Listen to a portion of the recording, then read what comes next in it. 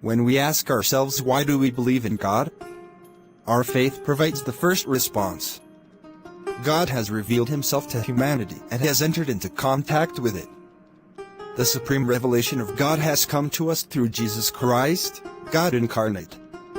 We believe in God because God has made himself known to us as the supreme being, the great existent. However, this faith in a God who reveals himself also finds support in the reasoning of our intelligence. When we reflect, we observe that proofs of God's existence are not lacking. These have been elaborated by thinkers under the form of philosophical demonstrations in the sense of rigorously logical deductions. But they can also take on a simpler form. As such, they are accessible to everyone who seeks to understand the meaning of the world around him.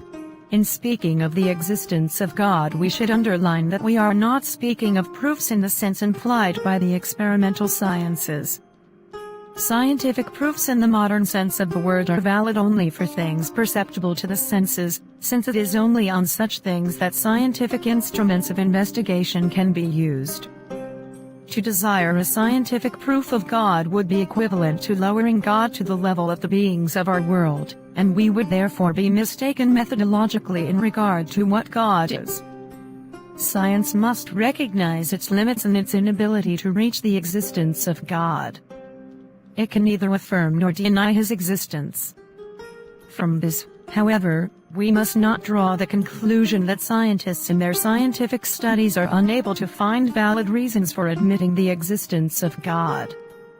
If science as such cannot reach God, the scientist who has an intelligence, the object of which is not limited to things of sense perception, can discover in the world reasons for affirming a being which surpasses it.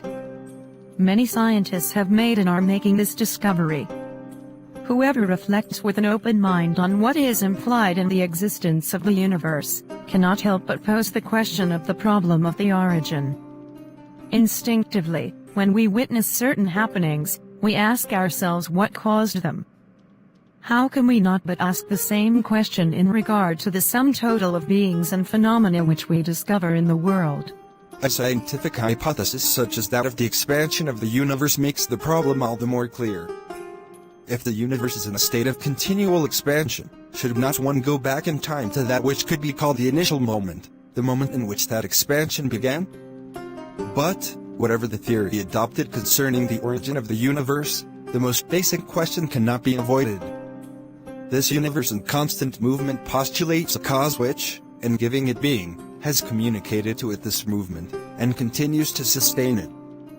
Without such a supreme cause, the world and every movement in it would remain unexplained and inexplicable, and our intelligence would not be satisfied. The human mind can receive a response to its questions only by admitting a being who has created the world with all its dynamism, and who continues to maintain it in existence. The necessity to go back to a supreme cause is all the greater if one considers the perfect organization which science has ceaselessly discovered in the structure of matter. When human intelligence is applied with so much effort to determine the constitution and modalities of action of material particles, is it not perhaps induced to seek their origin in a superior intelligence which has conceived the whole? In face of the marvel of what can be called the immensely small world of the atom, and the immensely great world of the cosmos, the human mind feels itself completely surpassed in its possibilities of creation and even of imagination. It understands that a work of such quality and of such proportions demands a creator whose wisdom is beyond all measure and whose power is infinite. Of life lead to a similar conclusion. The evolution of living beings, of which science seeks to determine the stages and to discern the mechanism, presents an internal finality which arouses admiration. This finality which directs beings in a direction for which they are not responsible or in charge, obliges one to suppose a mind which is its inventor, its creator. The history of humanity and the life of every human person manifest a still more impressive finality. Certainly, man cannot explain to himself the meaning of all that happens to him, and therefore he must recognize that he is not the master of his own destiny. Not only has he not made himself, but he has not even the power to dominate the course of events in the development of his existence. However, he is convinced that he has a destiny and he seeks to discover how he received it and how it is inscribed in his being. In certain moments he can more easily discern a secret finality which appears from the convergence of circumstances and events. Thus he is brought to affirm the sovereignty of him who has created and directs his present life. Finally, among the qualities of this world which impel us to raise our gaze aloft, there is beauty. The heavens proclaim the glory of God. Day to day pours forth speech and night to night declares knowledge. PS 19, 1, 2. It is manifested in the various marvels of nature. It is expressed in the numberless works of art, literature, music, painting and the plastic arts. It is appreciated also in moral conduct. There are so many good sentiments, so many stupendous deeds. Man is aware of receiving all this beauty, even though he cooperates by his action in its manifestation.